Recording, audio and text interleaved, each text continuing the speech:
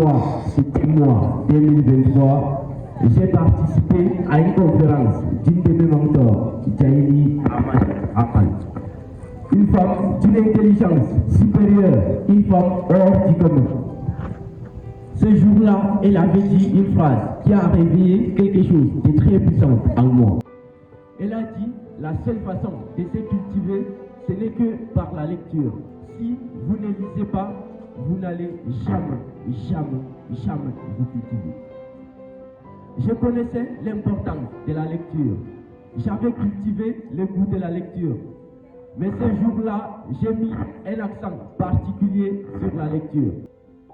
On dit souvent, si tu veux cacher quelque chose à un Africain, il faut l'écrire dans un livre.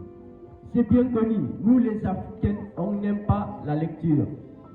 Et pourtant, c'est dans les livres que se cachent tous les secrets, les trésors de l'humanité.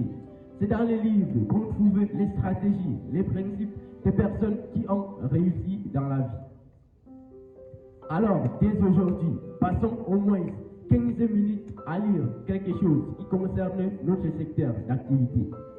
Si nous sommes un comptable, lisons quelque chose qui traite de la comptabilité chaque jour de notre existence.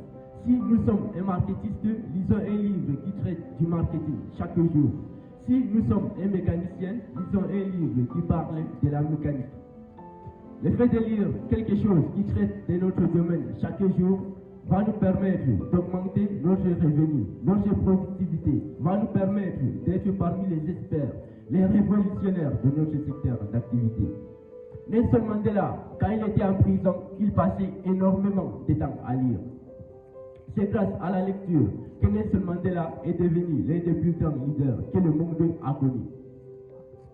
L'une de ces citations nous dit « L'éducation est l'armée la plus puissante pour changer le monde ». Jaili Amal, lors d'une interview, elle avait déclaré avec les larmes dans la voix: la lecture et l'écriture m'ont vraiment sauvé la vie.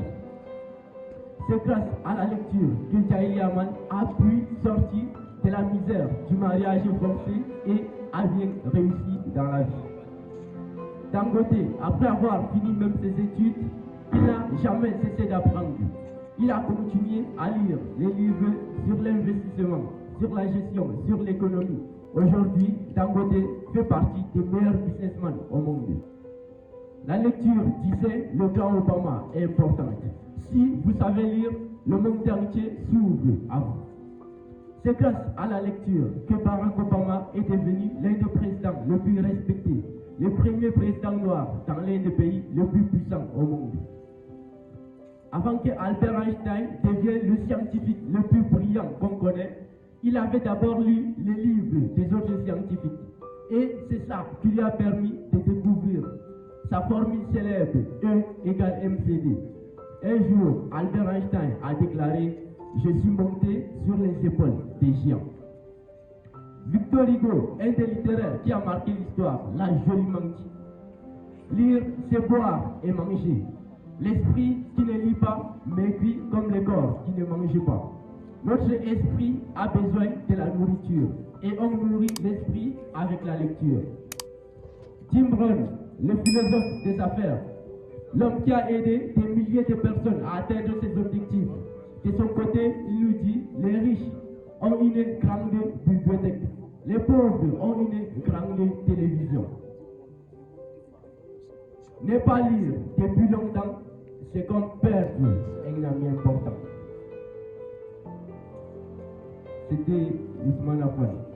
Tout apprentissage est inutile si on ne l'applique pas.